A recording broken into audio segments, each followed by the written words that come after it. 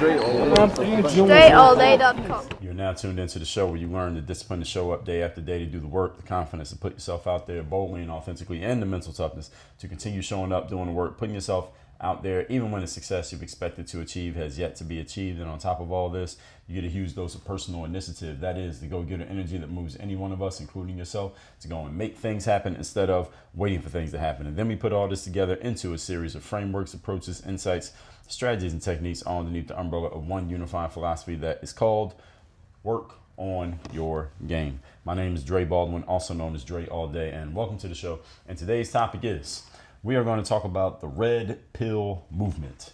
Are y'all familiar with this concept, the red pill movement? If you're not, it's okay, because I'm going to explain exactly what it is. This is going to be a 2-part mini-series. It was actually going to be a 4-part mini-series, because what I'm going to do here is I'm going to argue the positive points of the red pill movement, and I'm going to flip it around. After these 2 episodes arguing the positive sides, I'm going to flip it around and argue the negative points that people may have about or towards what they are calling the red pill movement. So, according to my research, this is what the red pill movement is described as. It is a controversial ideology that originated from men's self-improvement communities and has expanded and brought into discussions on dating, gender dynamics, and society. Now, this is generally the way I've seen it from the outside looking in, is the way I just described it. And I will say that I have listened to some material by some men who are in the red pill space, but I don't think they are exactly the main characters, the materials that I've heard. And I was talking about this on a live stream. As a matter of fact, the day that I'm recording this, I was talking about the same concept on a live stream, and people were naming names of people who are in the red pill community. And I never heard of any of these guys. So I don't even know the main characters in the red pill community. I do not even know them. And I've heard enough, though, however, and seen enough, even from the surface level, to understand it enough to talk about it. And that's what we're going to do today, tomorrow, the day after, and the day after that, talking about the red pill movement. Is this a good thing? Is it a bad thing? And as I get into my points, you're going to understand a little bit more about what it is. And I'm going to tell you how I feel about it and why I feel the way that I feel. Point number 1, and we're talking again here today about the red pill movement. Why the red pill movement? Actually, we're going to talk why it's great and also why it's terrible. So again, I'm using great and terrible, just arguing both sides of the conversation. Number 1 is that the red pill movement encourages self-improvement in men. And it focuses on things such as fitness, finances, and personal growth for the man himself, looking in the mirror rather than seeking validation from the outside world. Now, the red pill movement, in case you didn't know, has some staunch critics. Some of them are women. Some of them are men who sound like women, who have strong critiques of the red pill movement. And we're going to get to that in the 2 episodes after this one and the next one. We're going to get into those in the second half of this. But generally, this point right here is a very strong point of what the red pill movement is about, and why anybody can have a problem with this, I don't know. It focuses on fitness, finances, and personal growth for a man. Who doesn't want a man to focus on his fitness, finances, and personal growth? Even women want men to focus on that stuff. From what I understand, red pill men want to help men improve their confidence, their communication skills, and their ability to earn money. On the surface, there's nothing wrong with any of these things. Now, of course, we know there are other things about the movement. Again, we're just getting started here. It's just the first point. And even if we go beneath the surface, there's nothing wrong with these things that I'm saying. Telling people to get better, work on their games, be a more contributing member of society, and add more value to any room you walk in. All those things make a society better, especially when it comes to men, because a society rises or falls based on the way the men perform. If you're a man listening to this right now and you're over the age of 50, you're one of the people who contributes to the establishment in the way it is. But if you know men who are, let's say, in their 20s or younger, they're the next wave. And if those men are not properly prepared, usually by the men who came before them, then those men are going to allow society to collapse. It is not what women do that determine where society goes. It's what the men do that determine where society goes. And the red pill movement emphasizes this. They may not say it in so many words that they should. This is what societies are built on. What are the men doing? How are the men performing? I personally have, again, let me back up. The fact that the red pill movement is focused on men helping men seems to be an issue that a lot of people have with it, both male and female. That it's a man-only space. I don't understand why this could be a problem, being that there are plenty of women-only spaces in the world where they just say it's women only. This is only for women. Men can't come in here. There's a space where only women can go, and they can have their space to talk to each other and talk out their issues and talk about their problems and help each other in certain situations. And men cannot be involved in the conversation. There are plenty of these. Now, is there more women who are buying into this LGBT Q nonsense and allowing quote unquote transgender women to come into their spaces? Well, you are allowing your own self-destruction if you go with that. But when it comes to the men's side, I personally have no problem with men encouraging other men to get better and hold other men accountable to actually getting better. This is needed in society and is needed in communities, because there are a lot of men who are growing up these days without a strong male figure in their lives, and you cannot learn how to be a man from a woman. You need a man around who can teach you how to be a man in the right way. Now, does that mean that the red pill community is the best place to learn that? Not necessarily. We're just getting started here, but the directionally, this point is 100% accurate. That if a man is going to be the best version of himself, he needs to be taught that by a man. He cannot be taught that by a woman. I don't care who the woman is, how strong she is, how much she thinks she knows. There is no woman listening to this right now who is qualified to show a boy how to become a man. You cannot do it because you're not a man. Point number 2. Today's topic, once again, is why the red pill movement is great for all of society, especially for the men who are involved. Now, the critique of modern dating and the pushback against feminism. This is something that the red pill movement is noted for doing, critiquing the modern dating landscape and pushing back against the concepts of feminism. So here's what some people say pejoratively about the red pill community, is that it basically finds men who find themselves kind of disjointed and disconnected from society. They're not able to talk to girls the way that men 20, 30, 50 years ago were able to do so. They don't have the same access. They spend a lot of time on the internet, and they're not engaging in real life engagements with other human beings. And they feel like they don't really have a space. They don't really have a home. They don't really have a place that they can call theirs. So the red pill movement was created to find these men that some people call incels. Some of them call themselves incels, and some of them are pejoratively labeled incels even when they're not. Incel stands for involuntary celibate.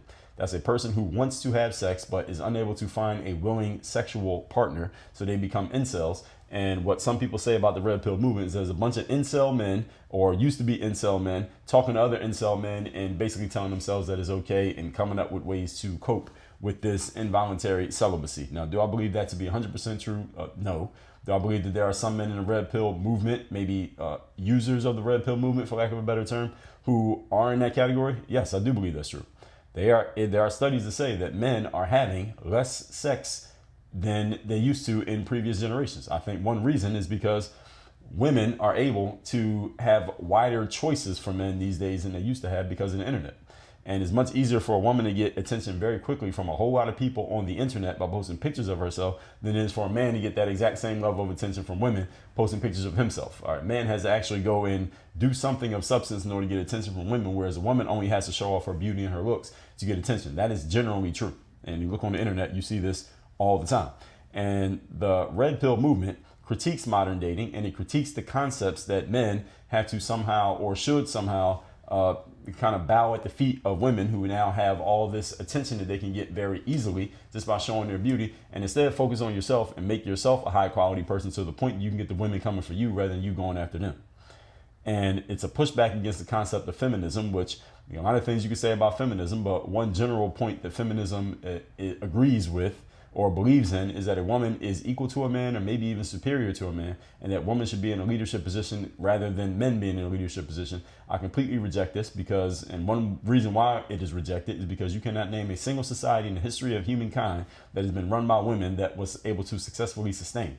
Because as soon as any rival society saw that one society over there was run by women, they would just overrun it, dominate it, and it'd be over. This is the reason why God designed man to be in charge and a woman to be a helpmate to a man. This is not debatable, but there are feminists out there who believe it is debatable, but it's not debatable. So the red pill movement, what it talks about and it helps men understand is hypergamy. What is hypergamy? Hypergamy is the idea that women generally seek out men of high status. And the higher the status the man, the more desirable that man becomes. That's the concept of hypergamy. Is this a real thing? The answer is hell yes, it's a real thing. Because we know in the sexual marketplace, the dating marketplace, a woman's value is in her good looks and in her fertility, her ability to bear children. A man's value in the sexual marketplace is in his resources and his ability to produce. That's how men and women are judged in the sexual marketplace. It doesn't mean that a man can't be or should not be attractive physically, and it doesn't mean that a woman cannot or should not go and have a job, career, and make money if she so chooses. But ultimately, this is how the decisions are made. Women choose men based on their status, and their status is based on their ability to produce and have resources. And a man chooses a woman based on her sexual marketplace value, which is her good looks and her ability and willingness to bear children. Again, it doesn't mean that every man who gets with a woman wants to go have a kid with her. Not necessarily. All right? And it doesn't mean that every woman who gets with a man wants him just so she can get some money out of him. Not necessarily. But is this how men are chosen? The answer is generally yes. And again, it doesn't mean every situation happens this way. There are exceptions to everything. Hypergamy explains this, however. And with this, again, the more attractive a woman is, the more status a man needs to have in order to be eligible to be a partner to that woman. And why does this matter to red pill men? Because a man who's 25, he has not come anywhere close to hitting his stride when it comes to sexual marketplace value, i.e. his production and his resources. He's not going to hit that probably for another 20 years. Now he's looking at a woman who's 25. He may have went to school with her. She may have grown up in his neighborhood. She's beautiful. He's interested. 30 years ago, he could go talk to her and he would be one of her possible suitors. Nowadays, she can post a couple pictures of herself on the internet and she has 500 men in her direct messages and she can choose amongst all of them and through hypergamy can pick the one with the most status, and now she can go deal with that guy and she has to pay no attention to the 25-year-old guy right there from her neighborhood like she used to 30 years ago. So what is this leading to? This is leading to women having a whole lot more options in terms of men worldwide and men having a lot fewer options because the few women around them they can't get access to, because if they have any level of attractiveness, these women, they can get chosen by men all over the world, whereas the man is not getting chosen by women all over the world because he doesn't have anything yet. He hasn't reached a level of status yet. So you see how this can create a very strong imbalance in the dating marketplace, an extremely strong imbalance that favors the woman when it comes at least to options. Now, outcomes is a different story, but options, the woman has a lot more options. So this has always been the case, hypergamy. It's just more obvious these days because the internet makes it easier for everyone to access everyone else. It's much easier to show off who you are, what you have, and who you're with. But this is, again, not a new thing. The entire concept challenge is the blue pill idea of romance. The blue pill, as opposed to the red pill, is people choosing each other based on the content of their characters or potential for growth. And long you may not have much yet, but you have some ambition. Does that still happen? It absolutely does happen. That still happens in the world all the time. Regardless of someone's status in society, how much money they have, etc., people still choose each other. Again, it's not to say it doesn't happen. What I'm saying is more women now have the option of not going that route because they can put themselves out online and make themselves available to a worldwide pool of men rather than just be limited to the men in their town or their city or their school. All right, that's what's changed. So there are fewer women available in the pool for the men who still have the exact same options they had before. Actually have fewer options. Women have more options.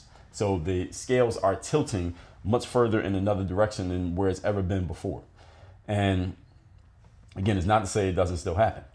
But because you have the ability to show yourself off through the internet, again, a woman can get a lot more attention a lot faster through the internet than a man can, as a general rule. And now they have access to more men. Therefore, the men who they used to be limited to, those men now don't have the woman to choose from, and they don't have a plan B. So this is why the red pill becomes a red pill. This is why you have fewer men having sex. You have men reaching 25, 30 years of age and still virgins simply because they can't get access to the women, and also because social media has made people a lot less social. Interestingly enough, it's called social media, but people are less social. People are not as good at having face-to-face conversations. They're not as good as having human interactions with each other. People do a lot of interacting through DMs and text messages and social status updates rather than actually talking to real life human beings.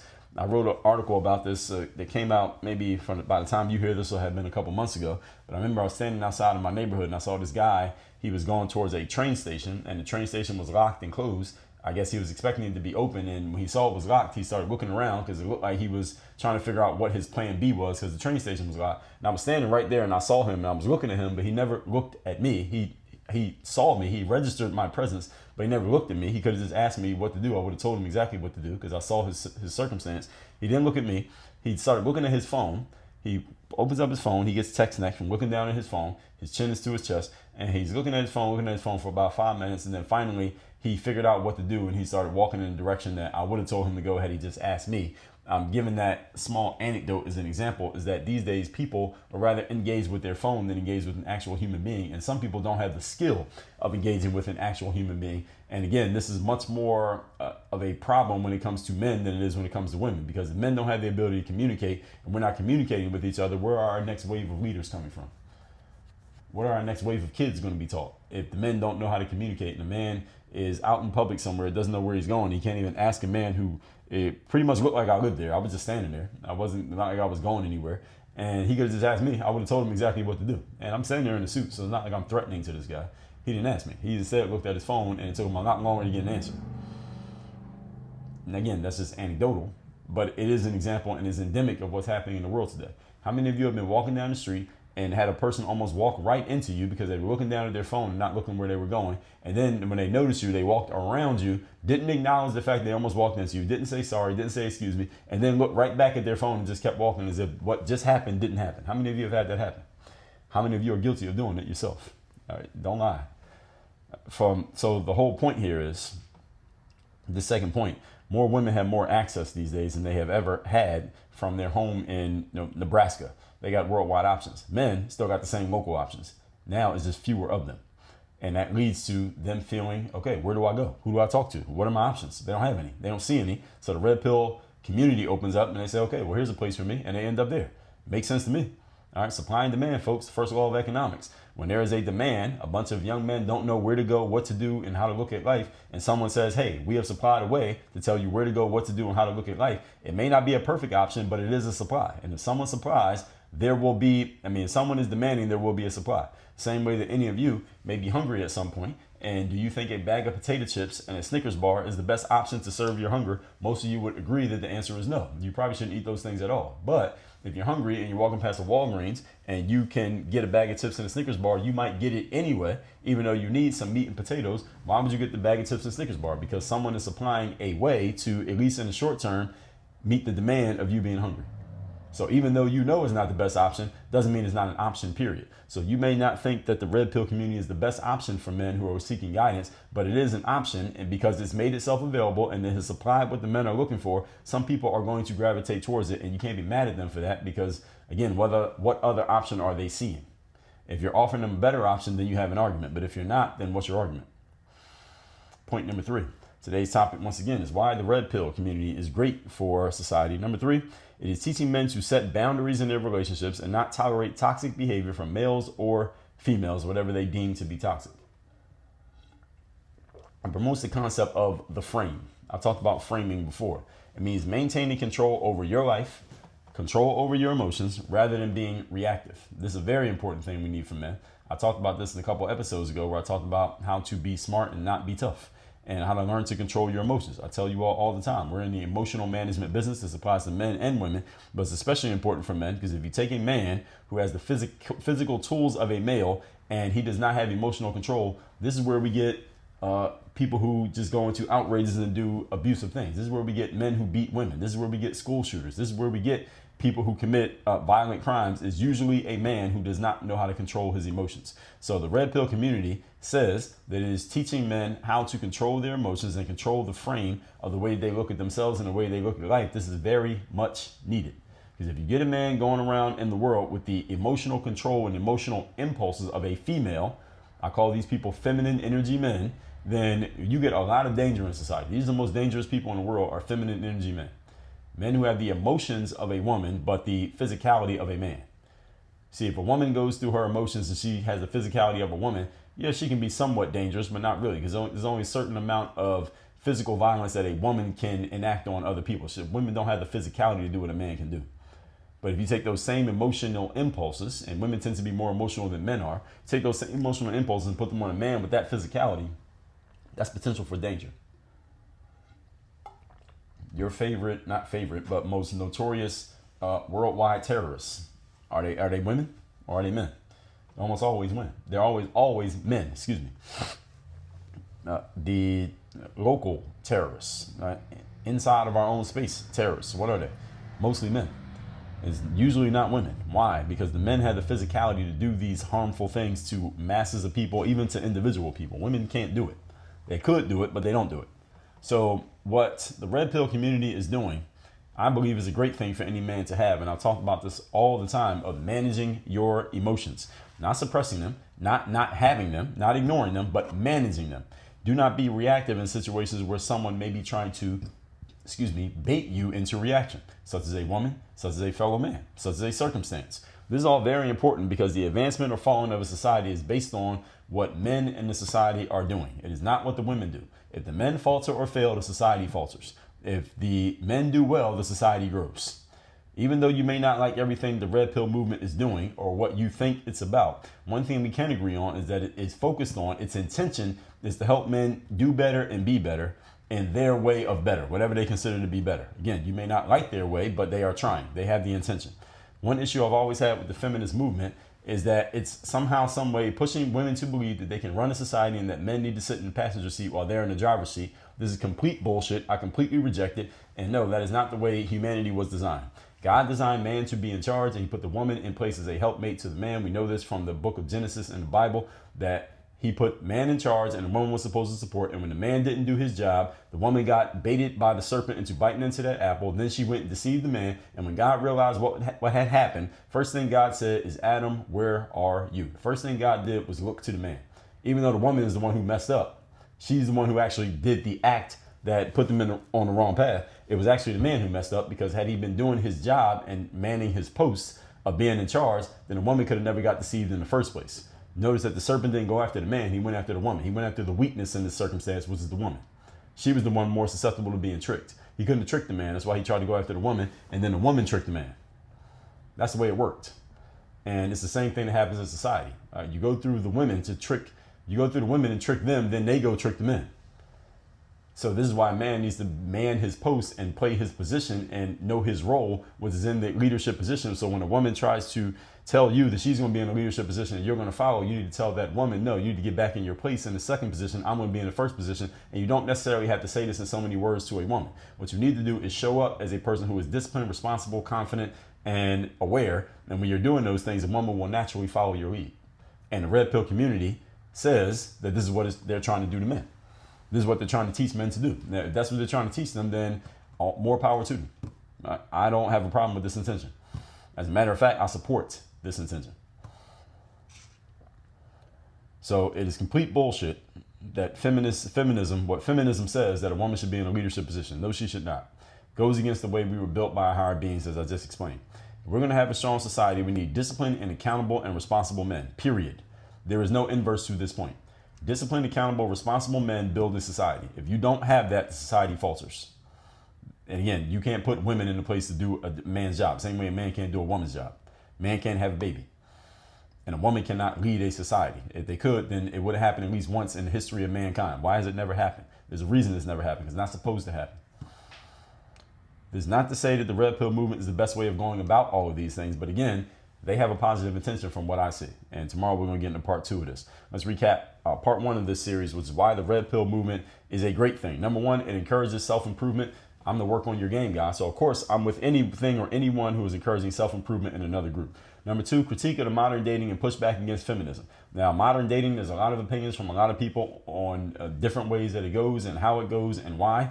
And I understand why there is some pushback to the pushback on that. But when it comes to going against feminism, I'm 100% against that. And just to be clear, I've said this before, and I will say it again. The only reason feminism even started to gain steam is because men weren't doing their jobs. If men were doing their jobs, there'd be no need for feminism, and feminism would completely go away immediately within 24 hours if all men were doing their jobs. But because men didn't do their jobs, feminism started to think that it could do a man's job. And as soon as men start doing their jobs again, feminism will fade off into the shadows of society where it belongs and where it has always belonged. And number 3, teaching men to set boundaries in their relationships, not tolerating toxic behavior from others, however they deem things to be toxic. This is about controlling your emotions, and men need to be very good at controlling their emotions. And the better they are at it, the more responsible, disciplined, and accountable a man will be. And when a man is those things, women naturally will follow his lead. All that said, tomorrow we're going to get into part 2 of this series. Between now and then, go to workonyourgameuniversity.com. I want you to see who we're working with, how we worked them up to this point, how we can help you get yourself to the next level, the same way we've helped all those other people. And you can take your next step right there. That's at workonyourgameuniversity.com. Work on your game. Dre all